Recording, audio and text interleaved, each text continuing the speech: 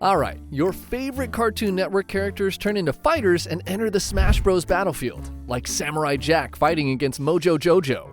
I don't think we're gonna have an official crossover, so I started doing my own research. I created a core roster of fighters, designed the stages, and even figured out the DLC characters that would want to play this game for real. Now, for the starting lineup, I packed it with Cartoon Network royalty, like Gumball. Wait, what? How does Gumball even fight? Well, things get hilariously weird in this crossover. But I'm gonna start with the ultimate warrior from the future past, Jack, the samurai. He's the epitome of skill and discipline. If Link from Smash Bros. Had a meditation habit and a vendetta against a shape-shifting demon, you'd get Jack. His fighting style is precise and fluid, blending samurai swordsmanship with acrobatic counters. I mean, Jack's special moves include deflecting projectiles with a flick of his blade, performing lightning-fast dash strikes, and of course, using his signature katana for devastating combos. But what if we added his mastery of throwing stars and his bow and arrow for mid-range projectile attacks? Jack could use these to control the battlefield, forcing his opponents into his katana's range. But the real showstopper is his final smash, Time Rift.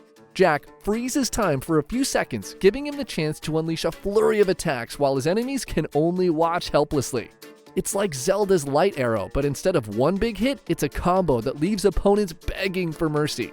What makes Jack stand out isn't just his moveset, but the way he carries himself. Silent, stoic, and terrifyingly focused. He's the fighter you don't see coming until it's too late.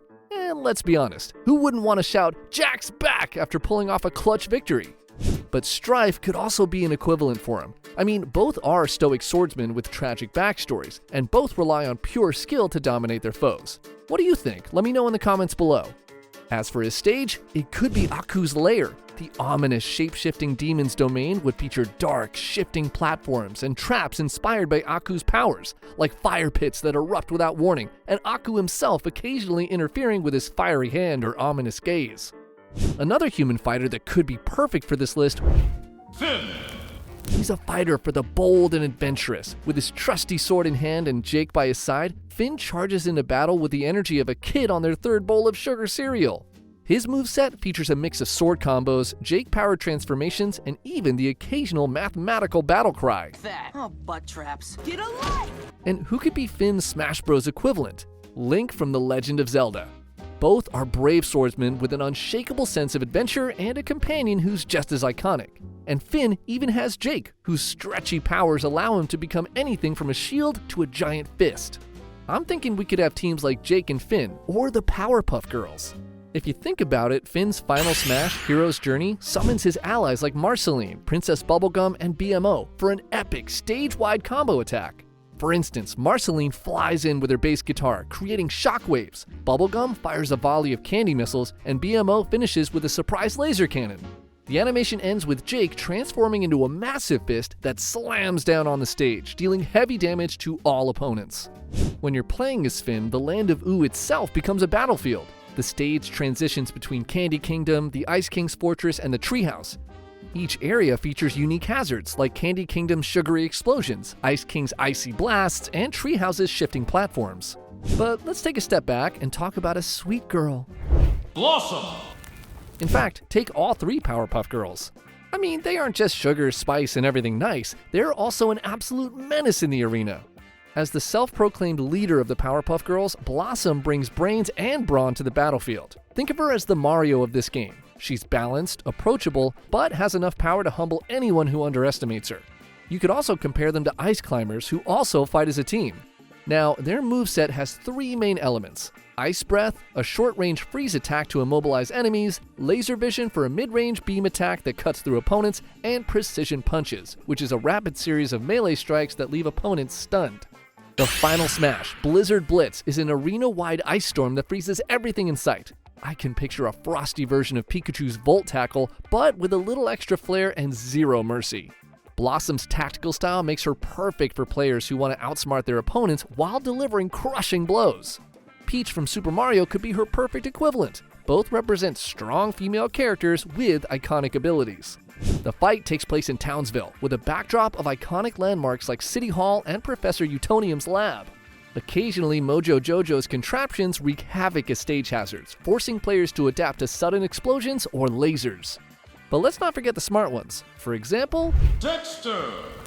he may be small, but his brain is the ultimate weapon. He'll fight like a mad scientist on a sugar rush, bringing a toolkit of gadgets that would make even Tony Stark jealous. Dexter would have a smaller hurt box, similar to Villager or Pichu, and his movement would feel calculated but erratic. His walk is cautious, resembling a scientist deep in thought, while his run is quick and skittish, as though he's late for an experiment. His jump would feature a double hop powered by his jet boots, with an optional hover if the player holds the jump button, like Peach's floating mechanic. His closest Smash Bros. Equivalent would be Villager from Animal Crossing. Why? Both characters are clever and resourceful, relying on their unique inventions and tools to dominate.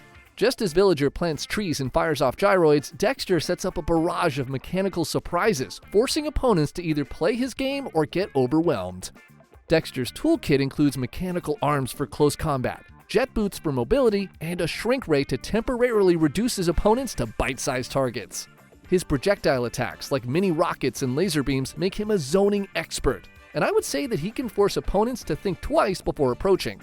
Oh, his final smash could be Lab Takeover, which turns the stage into his iconic laboratory, complete with robotic traps, electrified floors, and a massive death ray. And the stage is set inside Dexter's iconic lab. The main platform's a large, flat lab table with gadgets scattered around. And hazards could be things like a rogue robot arm occasionally swiping across the stage, and chemical flasks exploding if players hit them, creating temporary poison clouds. And if you remember Ed. from Ed, Ed, and Eddie, you know that he might not be the sharpest tool in the shed, but his raw strength and chaotic energy make him a formidable fighter. He can beat his opponents with reckless abandon, smashing anything and anyone in his way. Wario is the perfect Smash Bros. Equivalent for him. Both are mischievous characters with a knack for causing mayhem. Where Wario uses his bike and gas-powered attacks, Ed relies on absurd strength and slapstick antics, from uprooting giant objects to accidentally toppling opponents with his clumsiness. But if we talk about a fighter who's the ultimate balance of offense and defense, I would say that Steven from Steven Universe is an excellent candidate. He blends heartfelt compassion with gem-powered destruction.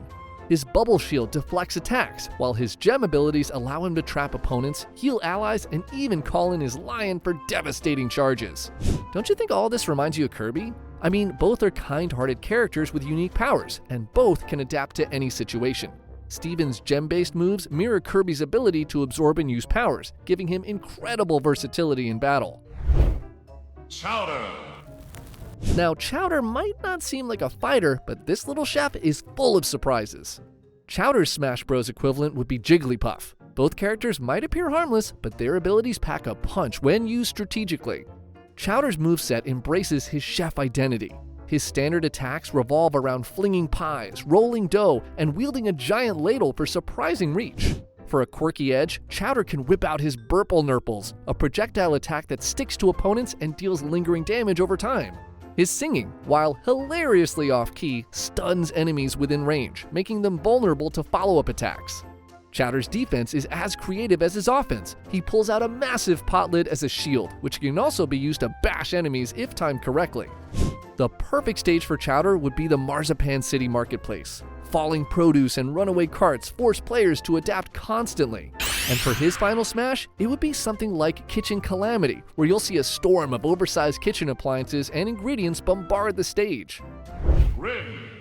From the Adventures of Billy and Mandy might be the Grim Reaper, but he's not your average doom and gloom kind of guy. With a sarcastic attitude and an arsenal of supernatural powers, Grim is one of the most versatile fighters in the roster. His scythe is the centerpiece of his moveset, capable of devastating melee attacks, long-range slashes, and summoning skeletal minions to overwhelm opponents. Grim's secondary abilities include summoning shadowy tendrils to trap enemies, creating portals to teleport around the stage, and unleashing bursts of necrotic energy.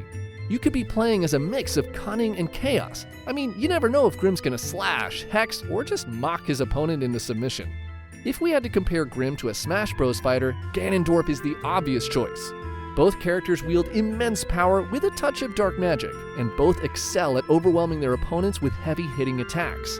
However, Grimm has a speed advantage, making him a hybrid of Ganondorf's brute force and Bayonetta's precision. For his final smash, Grimm summons a massive storm of ghostly energy that engulfs the stage. It's part horror show, part pure devastation, and the perfect way to remind everyone who's in charge of life and death. For the stage, we'd head over to Ennsville.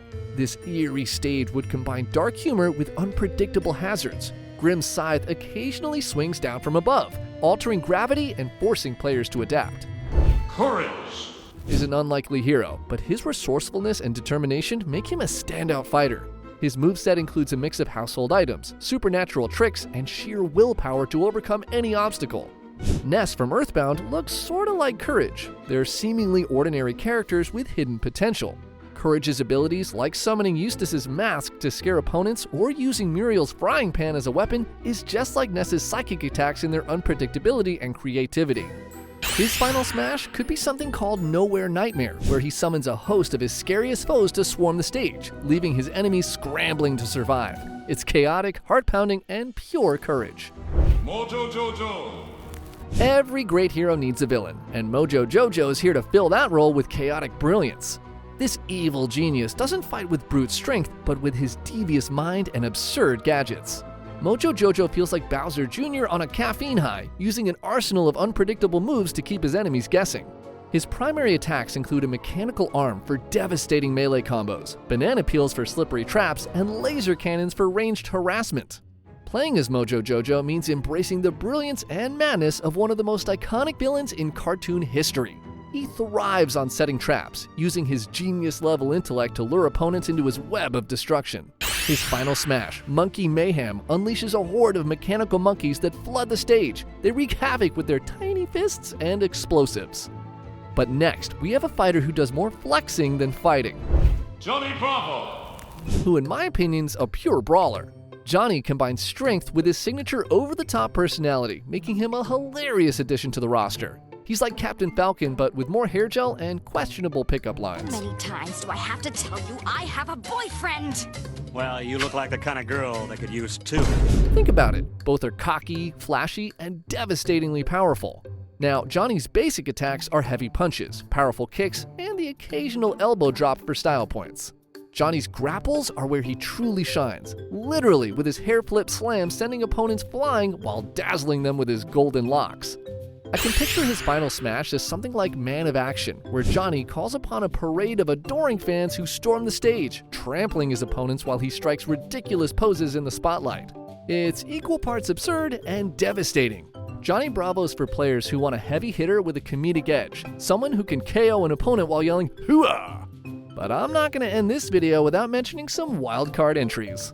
For example, Ben Tennyson. who is basically the Swiss Army knife of fighters, thanks to the Omnitrix.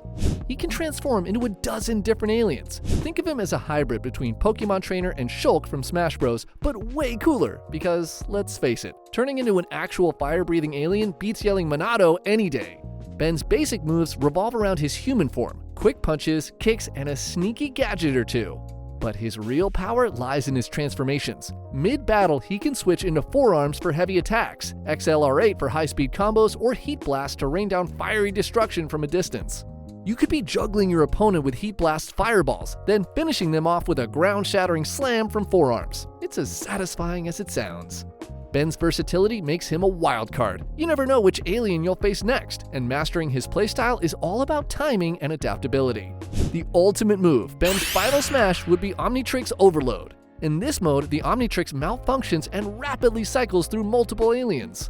Ben gains increased strength, speed, and access to devastating attacks, culminating in a powerful energy blast that clears the stage.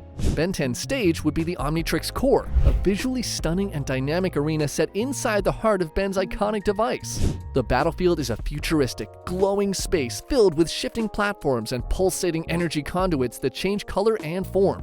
We could also have an AI version of Azimuth periodically appearing to provide commentary or activate random stage-wide effects, like gravity shifts or energy bursts. Now let's spice things up with some assist characters. In the world of Smash Bros., assist trophies can turn the tide of battle, and Cartoon Network has plenty of potential candidates. For starters, number 1 from codename Kids Next Door. When summoned, he calls in a 2x4 technology gadget, like a massive soda-powered cannon which fires off chaotic fizzing projectiles. You could be battling atop the treehouse, which is a towering, multi-level contraption loaded with gadgets and quirks. And I can imagine that the platforms constantly shift as number 2's malfunctioning inventions send shockwaves or blasts ricocheting across the stage. From the amazing world of Gumball, we'd have Anais Watterson as an assist. Anais uses her intellect to deploy strategically placed traps like banana peels, anvils, or exploding science projects that disrupt the battlefield. For Anais, the stage could be their middle school in the Elmore store. But if I become a bit creative, I would say a better stage would be the absurdly imaginative world of Foster's Home for Imaginary Friends. If we do that, then we need a stage set in the Foster's mansion. This stage would evolve as the fight progresses, breaking down walls and sending players tumbling into new rooms. It could begin in the cozy living room, shift to Wilt's basketball court, and maybe even end in Madame Foster's cluttered attic. What about hazards? Imaginary friends like Eduardo or Coco might charge across the screen, knocking players flying.